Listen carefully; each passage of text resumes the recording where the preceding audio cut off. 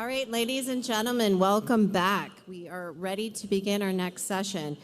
And let me just start off by saying, who knew government acquisition and tech transfer would be one of our liveliest discussions yet? But we want to keep this energy going, and I am excited to introduce our next panel. This topic is and has been prevalent in the news: the role of the private sector, both in the Russia, Ukraine, and Israel and Hamas conflicts. What is the role of the private sector in conflict?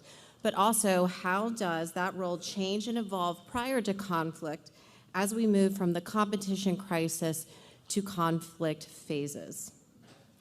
I am excited to introduce our moderator for today, Ms. Natalie Orpett, the executive editor of Lawfare and the Deputy General Counsel of the Lawfare Institute.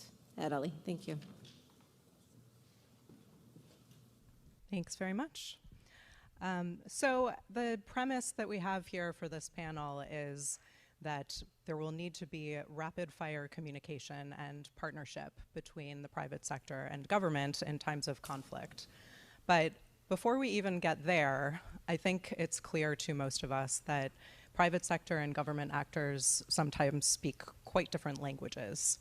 And so it's useful to understand each other's vocabulary, understand each other's frame of reference.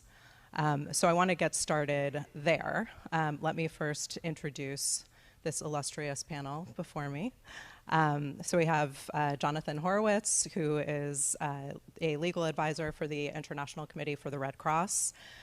He focuses on new and emerging technologies in armed conflict, urban warfare, and partnered operations. Then we have Laurie Blank, who is currently serving as special counsel to OGC at DoD. See, I'm using acronyms too, even though I'm a civilian. She's on leave from her job as professor at Emory Law School, where she directs the Center for International and Comparative Law and is the director of the International Humanitarian Law Clinic.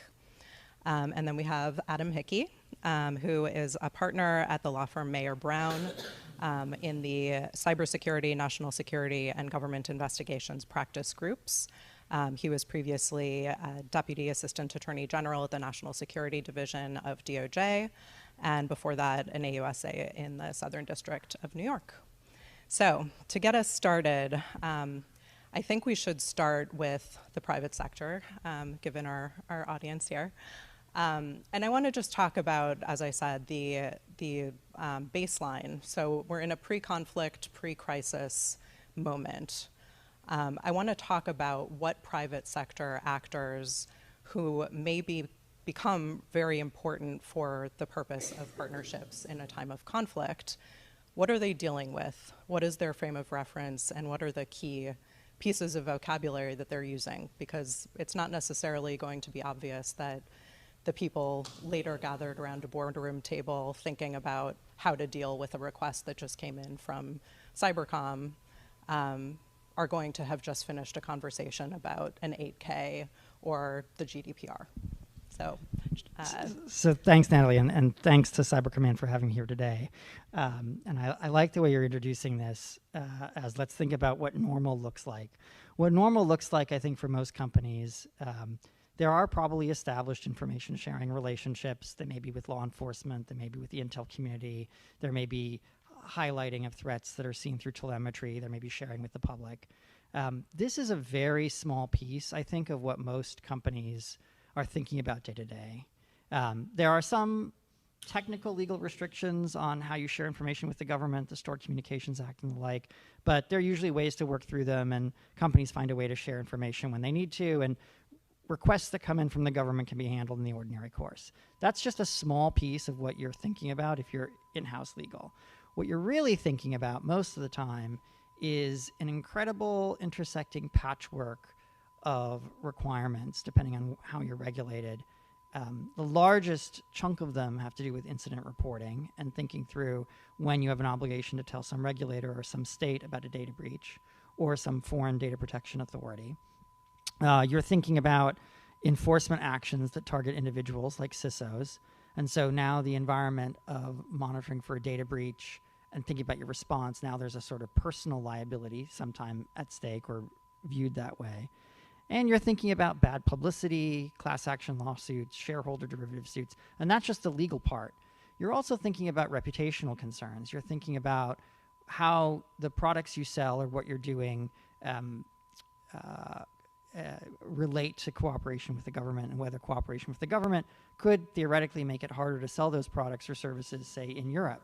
You're thinking about skepticism in Europe and other parts of the world about the data you hold and where you get it and how you share it with the U.S. government or other governments. And so during the steady state period, I would say there are companies, maybe I'd bucket into two camps. There are those that have established normal steady state information sharing relationships, and that could be pursuant to legal process or something else.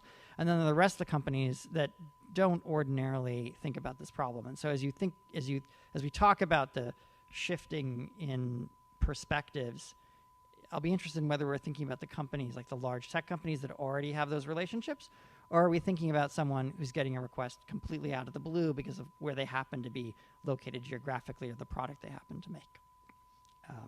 Another consideration reputationally is also the attitudes of the workforce. Periodically you will see innovative companies with workforces, concerned about just how is our product going to be used, and how does that company navigate wanting to participate at the cutting edge of technological development and be part of the procurement chain, while at the same time having to deal with workforce concerns where people don't necessarily feel comfortable making weapons because they don't think that's what their job is. And so I'll sort of give you an example of what happened during steady state that I think is not the way to solicit cooperation. So imagine a circumstance where a three-letter agency is interested in records a company holds related to proliferation, the shipping of some sensitive equipment somewhere else in the world, and approaches a business leader in a company and asks to have a confidential, even classified relationship so that person can share information with the three-letter agency. And the business executive signs an NDA, feels very cool, shares the records, and months pass, and then later the company gets a subpoena apparently related to a counterproliferation investigation from DOJ. The GC has no idea about this confidential relationship and has to pull teeth to figure out who was sending what to where in the government. The government, because this is a sensitive relationship, doesn't want to own up to what they were asking for or why they were asking for it. And there's at least the optic, two things are of concern. One, did this subpoena have something to do with the information we shared? And are we sort of worse off because of our cooperation? And two, what if word got out that we are secretly sharing information of this kind with the government? What would our corporate affiliates think around the world? What would our customers think? What would other governments think? Yes, we only shared certain information, but what if people thought that our relationship was cozier and that we were somehow providing access that allowed for surveillance or the like, even though there's nothing in the record to suggest that? So cutting out legal, for example, would be my number one advice for what not to do if you're looking for cooperation. Okay, thank you. Laurie, I want to come to you with the sort of broad question of, from the frame of reference that you bring, both in your capacity as a scholar and now at DoD, in the pre-conflict, pre-even crisis point moment, what are the key sectors in the private sector and the key issues of concern to you?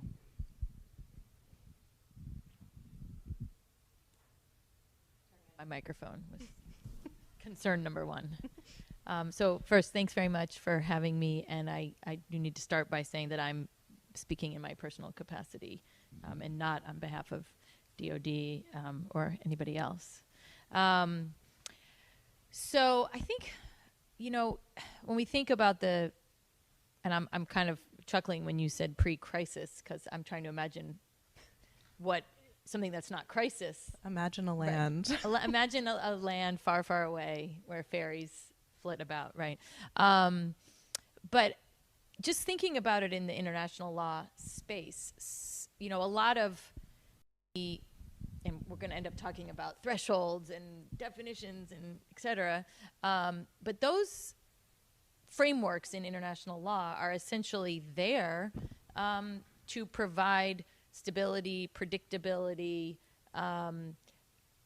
clarity, maybe, not usually, but possibly.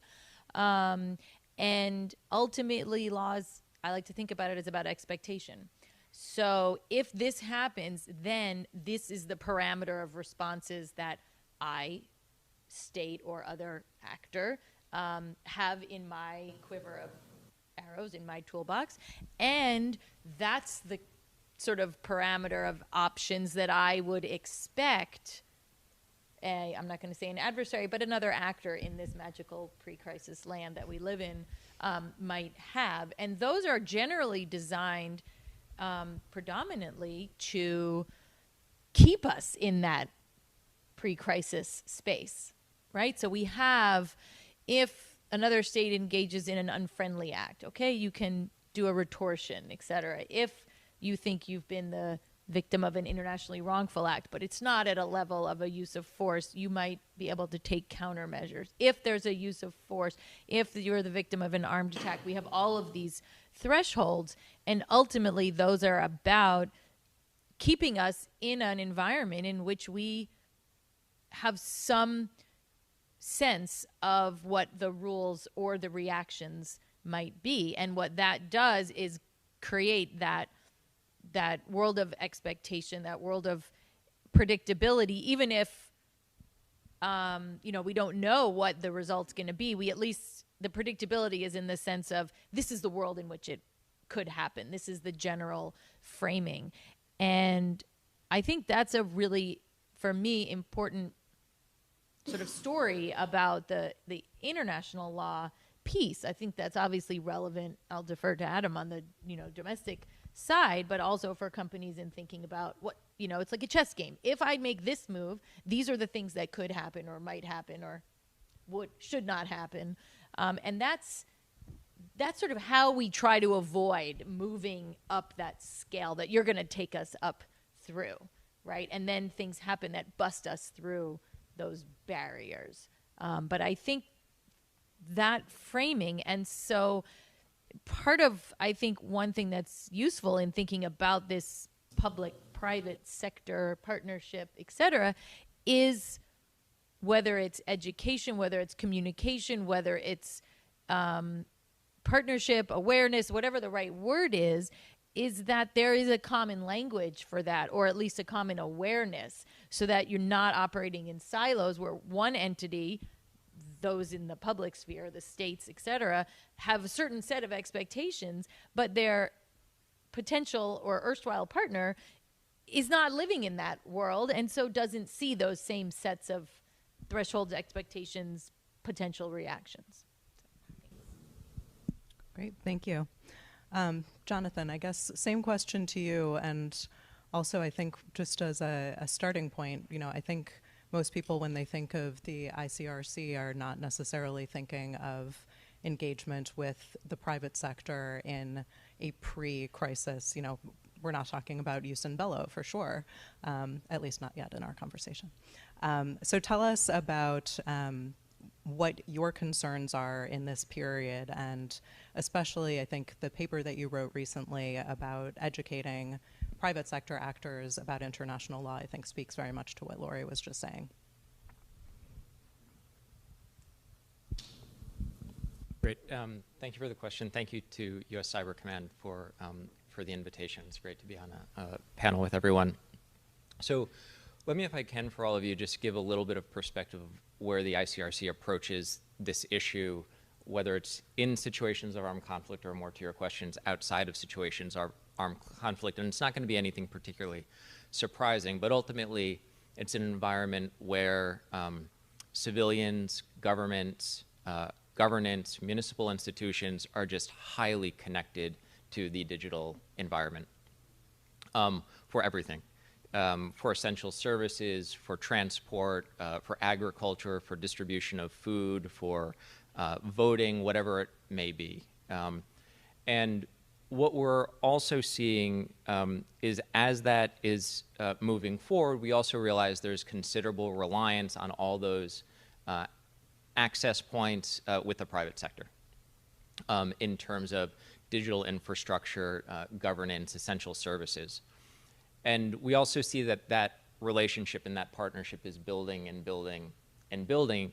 And there's nothing wrong with that. In fact, it seems like it's sort of a logical trajectory of how the technology is working, how society is working, how governments are working, and the types of relationships that they are building with the digital tech sector, with the private sector writ large. At the same time, though, we're realizing that that also increases the vulnerability of all of us to different types of cyber intrusion, cyber disruptions, and things like that. So things are becoming very connected across both, in peacetime, we would say sort of people and governance. But of course, if we talk about moving into situations of armed conflict, we're talking about a lot of interconnectivity between, now we're moving over to civilian stuff and military stuff. And so what the ICRC is seeing is that we're seeing an environment where things getting increasingly tangled up with one another for purposes of cost effectiveness, resilience, things like that in peacetime.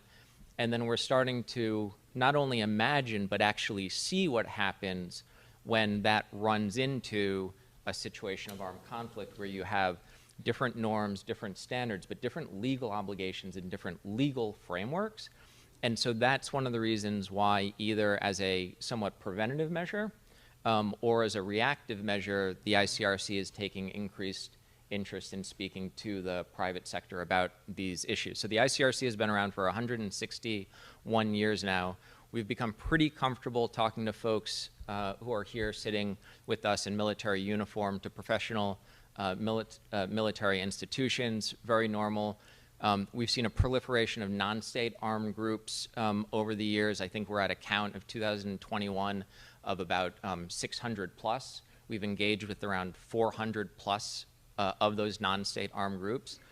The private sector is still something, is still a part of the battlefield landscape, is still an actor that's increasingly in that landscape that the ICRC is trying to Laurie's point, learn how to communicate their interests with our concerns with their interests, and that's something that is a project that's ongoing, but we see it as one that will continue to be relevant over time, not one that is sort of a blip in history that will go away at any particular moment in the near future. Okay, so let's move into our crisis phase.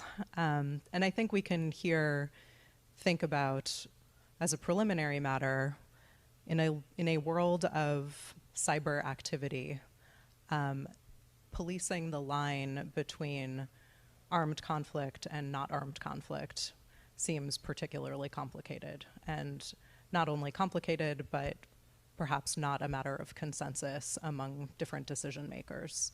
So let's talk about the phase at which it's very clear that tensions are reaching a boiling point. Just to throw out a couple of examples, say that a social media platform is being used to coordinate an armed attack, what seems like it will become an armed attack, and then we see actual activity on the ground. Imagine that a data broker is unwittingly selling data to an adversary or someone who will soon become an adversary. What are the things that you are thinking about and that need to be coordinated between the private sector and government actors at this phase? Can start with whoever. Laurie, you want to start? One thing we haven't raised yet, but I think is kind of it's not really the elephant in the room, but it's certainly a significant issue, is state responsibility. And so anytime we're talking about this phase of, tensions increasing, as you're giving examples, I'm thinking to myself, well, the immediate question has to be, did some threshold get crossed? What is the range of options, right? If you're thinking as a legal advisor, here's your range, this is your left and right limits, then the policymaker has to decide, well, just because I can do something doesn't mean I should do something. Hopefully it doesn't go the other way. But so one piece of this is trying to assess what action that I'm either absorbing, that I'm watching develop, that I am concerned about developing, etc. Do any of these trigger certain reactions that I might be able to take, again, as a state? And that's assuming that you're on the receiving end of such activity. And so then we're thinking about things like prohibited intervention. We're thinking about whether or not some act that might trigger the authority to use countermeasures has taken place. We might be thinking about whether a use of force has happened, or you mentioned possibly an armed attack. The essential piece of that then is, of course, who is responsible for this conduct, and trying to then assess, okay, is it a state actor? Is it we've been talking about, quote, our side's commercial private sector, but we have to remember there's a commercial and private sector, and there are private actors that are that side. Again, if we're now in a crisis phase, we start to have sides. So who is responsible within the international law construct for that?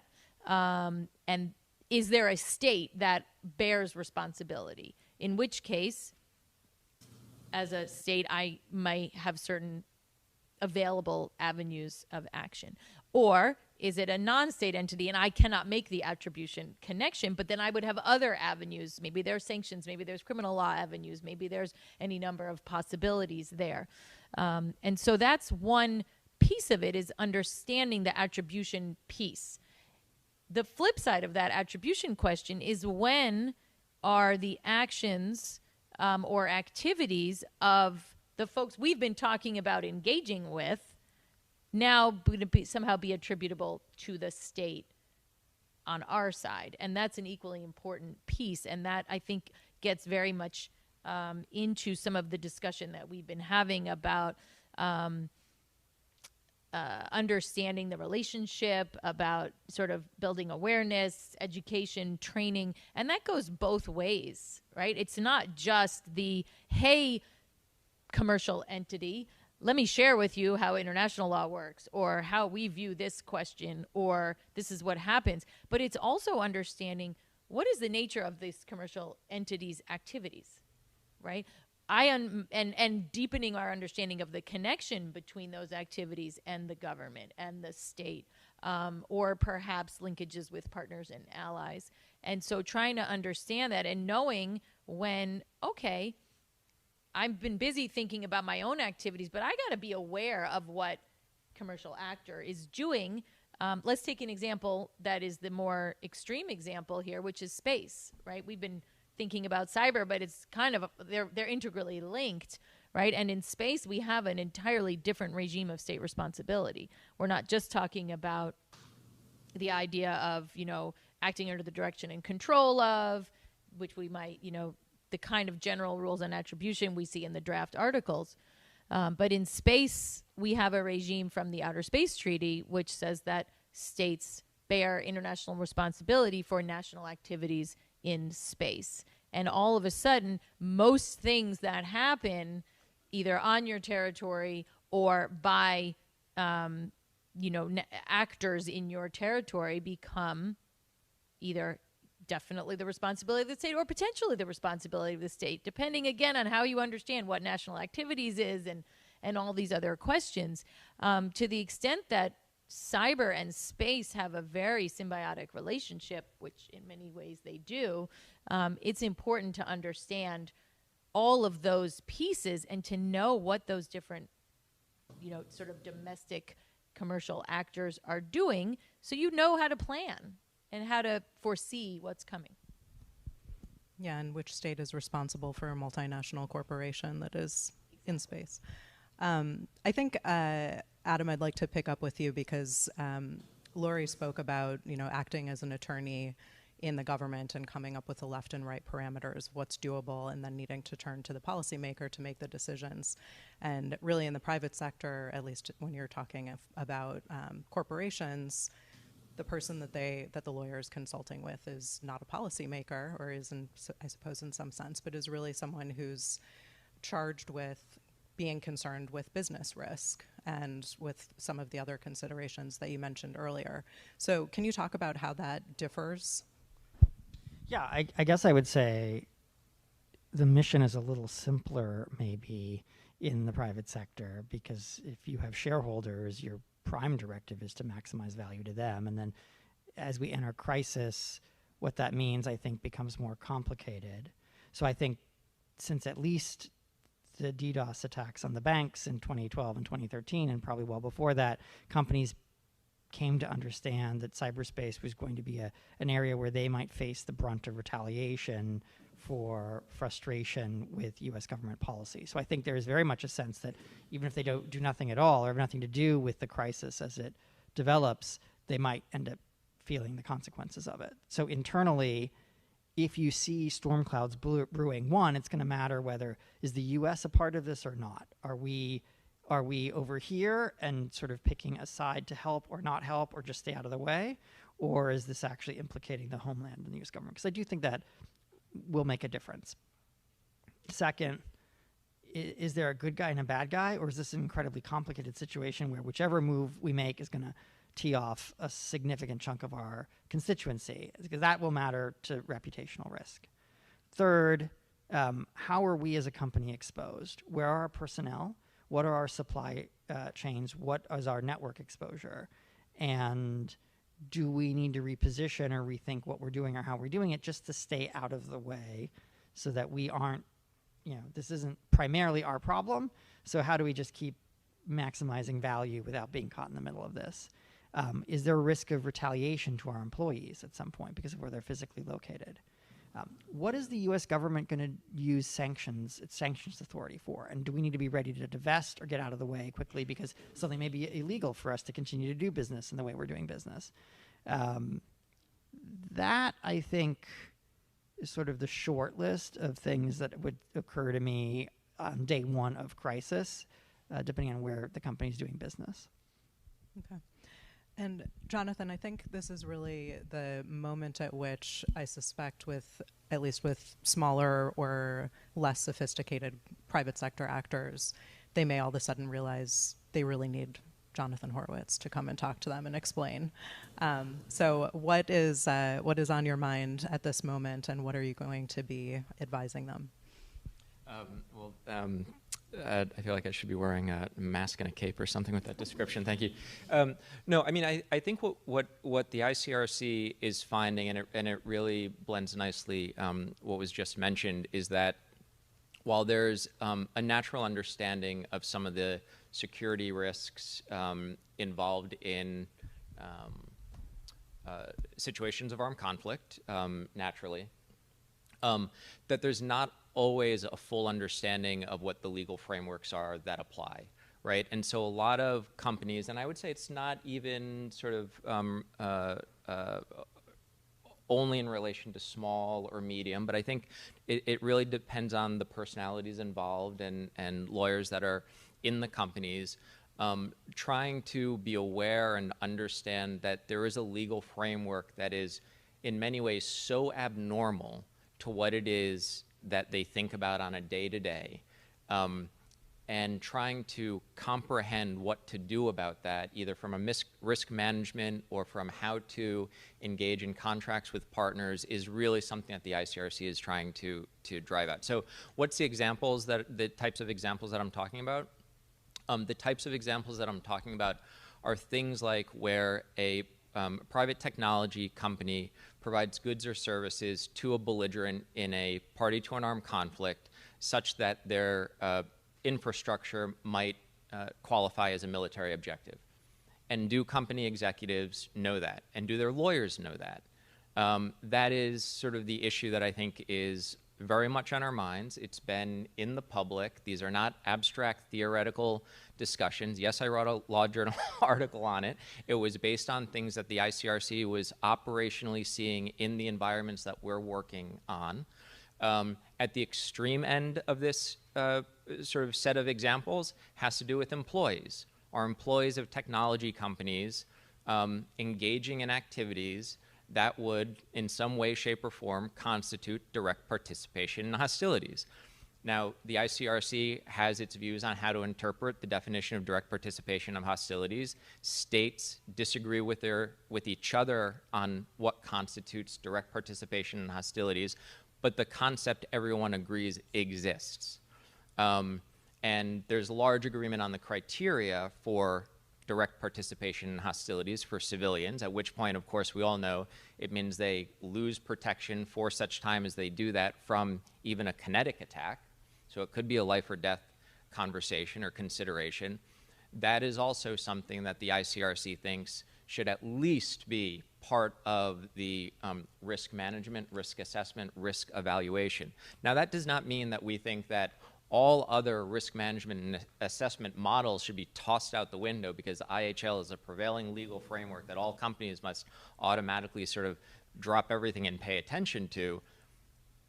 But it's a blind spot if company lawyers and leadership are unaware of that dynamic, if they're unaware that the international humanitarian law rules and principles allow for that possibility of company property qualifying as a military objective, and therefore losing what the ICRC regards as otherwise its default status as a civilian object, and from civilian employees, which is how the ICRC regards technology company employees, lose for those exceptional, under those exceptional circumstances, their protection because they are directly participating in hostilities for such time as they do so. So that's sort of the space that we're entering into. It's going to be more relevant for some companies than others. It's going to be an immediate point of relevance for some companies, and it may be one that is of future relevance for other companies, depending on where they're physically located, where they want to be physically located. So there's a lot to do here, but we're trying to sort of put a flag in the sand to sort of register some concerns that are based on real-life operational circumstances that we're seeing across, and it's not just one or two armed conflicts, but across several. And it does seem to me that if you are talking to a private sector actor for whom you can say, actually, this law is really important to you because you may be converted to a military actor and therefore become legally targetable, it's more likely to get someone's attention. So let's switch into our armed conflict, or our IHL hat is on. We are in our full-fledged armed conflict. So let's talk about, Adam, to start with you, what kinds of questions your clients will be asking you, and I think just as salient, what questions you expect that they may not even think to ask, along the lines of what Johnathan was describing. So I struggled a bit in preparing for this because I don't know what the ask is from the U.S. government in this hypothetical. Right. Well, here are three basic categories of asks, right? Are you buying a product from me? Is it the standard procurement, federal services? You want a service that the military or the government will rely on that's analogous to what I provide off the shelf, or is principally for militaries anyway. I feel like that's an easier bucket because the companies that sell that are used to thinking about their role in conflict to begin with. Are you asking for tips or leads or information sharing outside the context of process, like a more sort of soft cooperation? And there, I think, you start thinking about things like, and here, maybe it's not the U.S. government asking, maybe it's a sympathetic country, but you're thinking about how will the information I provide be used? Will it be used to commit a violation of IHL, which is something you have to think about a little bit. You do think about whether you're getting drawn into a conflict with that. You also think about the laws that govern sharing with the U.S. government and the like. And so that's one second type of ask. And the third type of ask, which is, I'll just call it the weird asks. So it's the surreptitious access to the company's network or products or something that's secret, not paid for, not procured, and it's kind of an under-the-table cooperation, which I can't even really imagine the full range of things, but I can imagine happening in conflict. And there, I think, is the highest level of risk for the company, because there's what you're doing, and then there's what could maybe become public at one point, what the claim is for retaliation that's justified, what other customers are, I mentioned the Europeans and so forth, what they're going to think about this. So I guess to answer your question, I need to know what the ask is, and it gets progressively harder the more we walk down that road. But the basic categories of legal questions would be, is it prohibited? Are we being asked for something that's somehow a violation of either this law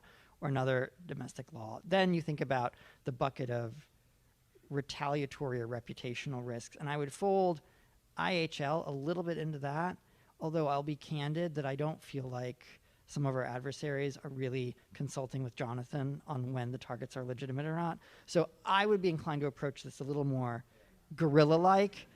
I think the clients would think less about whether they've crossed the line in some legal sense to warrant retaliation as a more basic, am I going to get tagged with this and is it going to come back to bite me, whether the law says it can or not, if that makes sense. Laurie, you've been eager to get to our conflict moment, but let me ask you also, under international law, the role of the private sector and the way in which cooperation happens has very different implications, both for the risk exposure of the private actor as well as the potential liability, legal or otherwise, of the U.S. government. So can you talk a little bit about that? So I actually wanted to add a couple of buckets to your buckets. Please do. I feel like we're. Also, I forgot to mention insurance, but we can come back to that. Oh, I definitely was not going to mention insurance. So okay, I try never to mention insurance. So I was. I would add in to that things that are not as obviously driven by a relationship between the company and the government or potential relationship between them. And so activities that are part of the company's business, like say the provision of satellite services or the provision of any number of services to perhaps other private actors, to any number of other groups, we see that it is not a new story that states are not the monopolistic actor during armed conflict anymore. So that would be one piece. You develop an app that is you intend it to be used for X, and during conflict, enterprising, innovative, creative people figure out they can use it for Y, and all of a sudden, what does that mean? Both for your company, what does it mean for the way the government is going to think about your company, right? And we have lots of examples from Ukraine about both the actual deliberate development of apps for the purpose of providing information and so on, but also just the use of other things, of crowdsourcing information about violations. And so if you're a company that somehow that's sort of part of the services that you provide in the pre-conflict stage and now it gets used, what does that mean?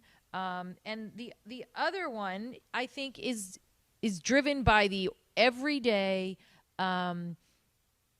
unremarkable, ordinary level of integration and redundancy between civilian and military networks, right? I think there's some, I don't remember, a statistic I saw that was cited several years ago was something like 98% sort of overlap between military and civilian networks. I have no idea what the actual number is. I just was like, in doing some reading, for this, I saw that and I thought, well, that's a pretty high number.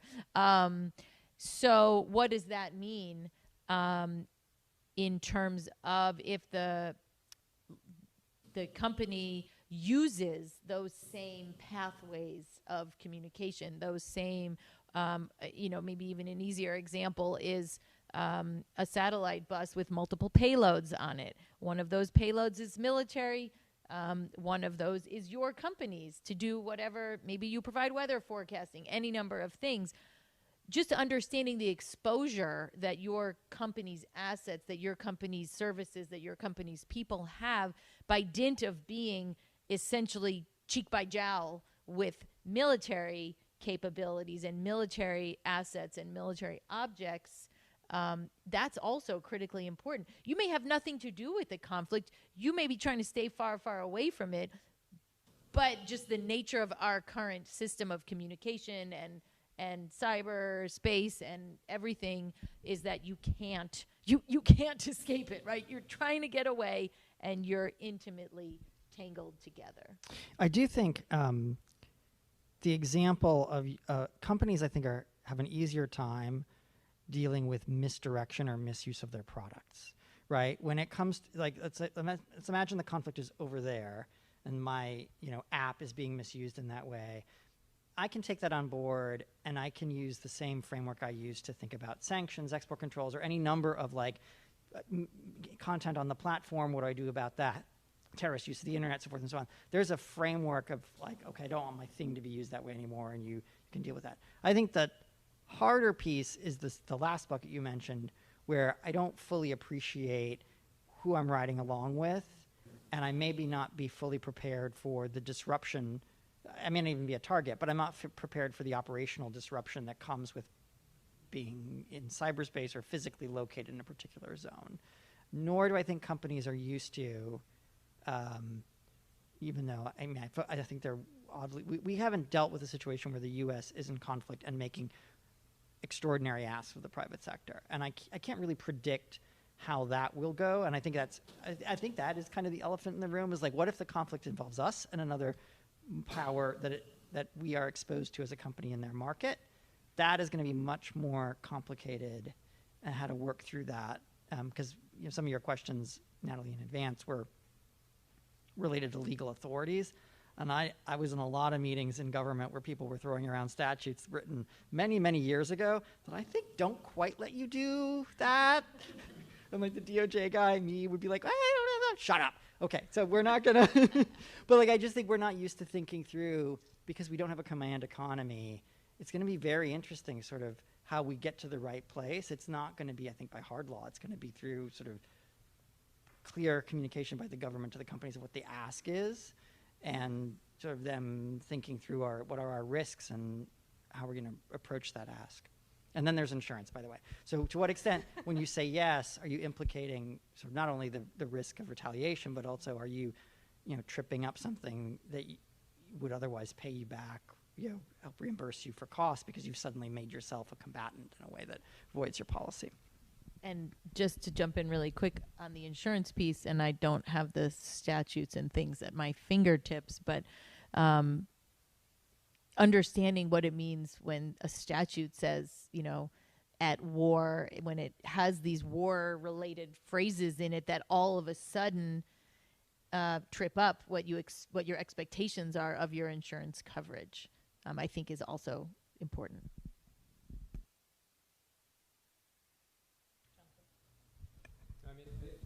One thing that I would reflect on is that the issue of bridges, airports, roadways, hills being used by civilians and being used by militaries have long plagued legal advisors providing advice to whoever they need to provide advice to on how the rules of international humanitarian law apply. It might be slightly on steroids a little bit with regard to the digital ecosystem where that's happening, but these are not unique issues to the battle space or to international humanitarian law. I think they are unique issues to the private sector that hasn't operated in a conflict environment where they raise tricky questions. And so in so much as there are hot debates around what constitutes an attack under international humanitarian law and what protections international humanitarian law afford civilian data, and whether it's the same protections that's afforded to civilian objects or live issues. The ICRC has positions on them. Some states have positions on them. Some states differ on their positions. Some states have decided not to take a position on them. So I don't want to say that everything's easy and it's just a matter of, transferring what we know from the more conventional kinetic world of international humanitarian law into the cyber context. But it means that those struggles have been there for a long time. And the reason why I say this is because I think some people who their contact point with international humanitarian law for the first time is a very complicated issue will immediately go to their comfort zone of other legal frameworks. And I guess what we're trying to say is there are already legal frameworks in place. They do provide operational legal challenges. That is true for cyberspace, but that is not new to cyberspace. And we were talking about a tagline, and I think that is true to cyberspace, but that is not new to cyberspace is maybe one that I'll go with. But that's a big reflection point for the ICRC, right? Our point is you don't need to go reinventing the wheel. Don't go making new international humanitarian law unless you're certain there's a gap there. IHL does a lot of work with regard to military cyber operations, but it does require socializing, disseminating, explaining, and working through difficult questions that have existed long before the difficult questions that we're discussing on this panel. I can just jump in. I think, Johnathan, you what you're talking about raises brings us all the way back to the initial conversation about the importance of communication and awareness and so on, because when you're talking about, we've been thinking about these questions about when a hill or a bridge, et cetera. The difference, of course, is that you can see the bridge, you can see the hill, you can see military activity potentially happening there, et cetera. You can't see when there's overlap in the cyber world. Now, obviously, there will be, both government and commercial actors who have significant visibility into the space where they're operating and who else is operating there. But you still don't have, particularly if we kind of step back from those big actors into other private actors, right? As an individual user, you probably have absolutely no idea what the level of whether, overlap or integration might be between, the network on which I send my emails, or just to be oversimplified, and a network on which the military might be sending,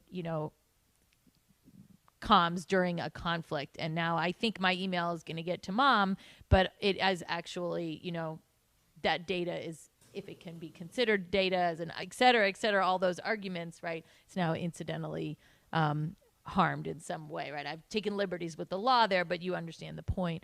And so I think that's one piece that kind of emphasizes the need for whatever conversations are helpful to increase this level of awareness, is because you can't see literally, visually, those overlaps, those things. And as you're saying, you might not even be thinking about that because you're busy thinking about your own lane, and it's not in your face that, whoa, there's military activity happening right there. Whereas if you were a factory and you saw, troops exercising before deployment on the next field over, again, to be super simplified, you might say, we're really close to those people. Maybe that doesn't seem like the safest thing, right? That would be a very obvious visual manifestation of it, but we don't have that. And I think that actually is somewhat consequential.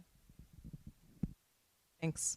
I want to take some questions, and in the meantime, I will invite the three of you to think about coming out of this discussion, if the goal here is to build durable partnerships, to have clear and successful means of coordinating between private and between private and government. What would be the sort of top one or two things that you would advise that are really necessary for getting those into place? Now I will open it up for questions.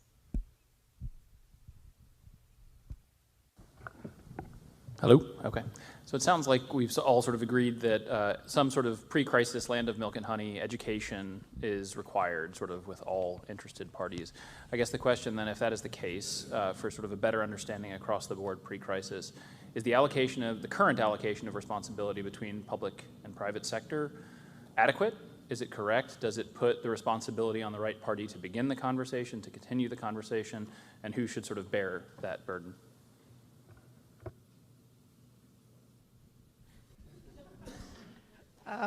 Well, I'll come back. I don't know. I don't still know what the ask is. I mean, I'll tell you.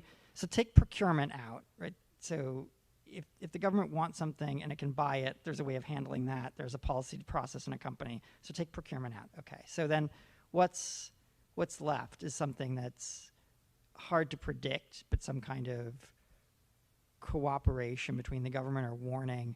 I would just say the best examples I can point to are ones where, and this has often been in the law enforcement context where I've seen it, law enforcement goes to a company, proposes, say, a disruption operation or a takedown or a cyber operation, use whatever term you want, and is pretty transparent about what it wants to do and how it wants to do it.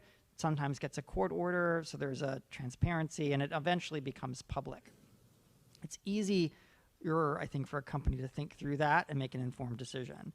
What I would suggest to you is not what we cannot do now, because no one here is saying what company will be asked to do what outside of procurement, is plan in advance for that moment. So I don't know how you have the shifting of the burden from the public to the private sector or the like until there's a very clear understanding of, okay, what are you exactly asking me to be ready for? And I've been in many conversations where the government's ask is not, because of the sensitivity of it, not made clearly. And so the recipient doesn't really understand what the government's trying to do or why they're trying to do it. And so I would just say, if you're planning for the future, plan to communicate transparently in the crisis or in conflict. It's going to have to look a lot different from the fairly vague, I can only tell you so much, that comes over in steady state periods sometimes outside of procurement. Can I just add to that? So the other thing that we've been observing, which should be obvious but isn't always, is that different companies provide different goods and services, which means the legal ramifications are completely different, right? So social media platforms compared to cloud computing services compared to different types of information technology providers are going to engage with risks around situations of armed conflict, and they're going to engage with the rules of international humanitarian law very, very differently. And so I think this goes to the point that there also needs to be, and I don't mean transparent in the sense of publicly available, but transparent in the sense of what is the private sector, what is the government specifically asking the private sector to do, and then at least with my international humanitarian law ICRC hat on, what are the legal implications that can pose particular risks, whether from a targeting perspective or confiscation of property perspective or worker safety perspective. We're talking about direct participation in hostilities. That those questions and that conversation needs to be a transparent one between the service provider and, in this case, we're talking about a belligerent, a party to an armed conflict. So that's a government-private sector dialogue that has to happen. I think generally there's a broader dissemination sort of conversation. That's what this is. That's why I'm so pleased that this panel was part of U.S. Cyber Command's annual legal conference. I think that is part of the sort of road to sort of success on trying to explore these issues that are not, in my estimation at least, going away anytime soon. And then I think it is going to be incumbent, perhaps even before some of those conversations with governments, for technology companies to look inwards. They're probably not going to, again, want to do it publicly, to do their own self-evaluation, self-assessment. What is our infrastructure? What are our goods and services being used for? They've covered a lot of risks. The insurers force them to, regulators force them to think about these things, but that's largely absent from these issues that we've been talking about today in terms of targetability, whether it has to do with property or personnel. So I think there are a number of different entry points to have a conversation, and I think they can go in a lot of different directions depending on what the issue is that you're trying to resolve and what question you're being asked. Okay, another question, please. Mr. Horowitz, among the core principles of the ICRC are impartiality and neutrality. Given the evolving nature of the battlefield, cyber activities and such, and technology, have there been or do you foresee instances in which the ICRC would withhold or limit that assistance to victims on the battlefield?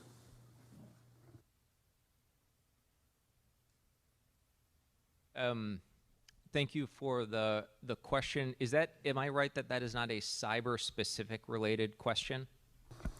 No, it's just, when I see the term business of battle, like I just have connotations of how it's changing, evolving. When we think of armed conflict, it's evolving into something now where we can have conflict that's not geographically isolated to a particular region. It can be cyber attacks that are conducted from outside the region. And when I think of the ICRC's traditional assistance of providing that humanitarian aid to victims on the battlefield, but with cyber activities, you don't know who's the belligerent anymore. I think, if I correct, you began your presentation by mentioning there are some 600 non-state actors of which ICRC has assisted about 400, or at least are aware of about 400. Are there some of those non-state actors, for example, that you would not support because it might be a breach of your core principles of impartiality and neutrality? Great, thank you for the taking the time to clarify that. The ICRC is going to engage with any party to an armed conflict because every party to an armed conflict has legal obligations under international humanitarian law. So if a government is particularly unhappy with a non-state armed group, labels them a criminal gang, labels them a terrorist organization, as a legal matter under international humanitarian law, the ICRC sees them through the lens of a party to an armed conflict who has legal obligations under international humanitarian law. They have an obligation to respect and ensure respect for those obligations, and so we are going to engage with them. There's a separate question around how we provide humanitarian assistance, right? So those are two different things. Those are operational dialogues, that's the first thing that I was mentioning, and then there are questions around providing humanitarian assistance. The bulk of what we do is going to be for civilian populations, including those who are under the control of parties to an armed conflict, whether they're a non-state armed group or whether they're a part of a government military. I do not see what's happening with regard to the digital ecosystem in conflict changing how the ICRC would approach its neutrality, impartiality, and independence. I'm not sure if that gets to the question you're asking, but I appreciate being asked. Thank you. We are running up against time, so my challenge to you has gone up in ante, and now you must have a bumper sticker explanation of what your main takeaways would be of how to promote cooperation and partnerships. Adam, you want to start? I used it on the question. That's my bumper sticker.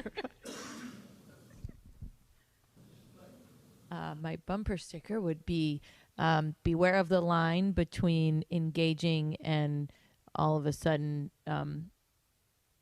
bearing attribution and responsibility for. So we'll be careful or think about where that line is in engaging with the private sector and yet not having them operating under your direction and control. Johnathan? The private sector has protections under international humanitarian law. It can lose those protections, and it also has obligations. Read the Geneva Conventions, read the additional protocols, and give the ICRC a call if you have any questions. Excellent. Thank you so much. Adam, Laurie, Johnathan, and Natalie, thank you so much for your insightful discussion on the role of private sector from competition to conflict. Your viewpoints, particularly as you walked through each phase, were invaluable and certainly highlights the need for the legal advisor throughout. So thank you.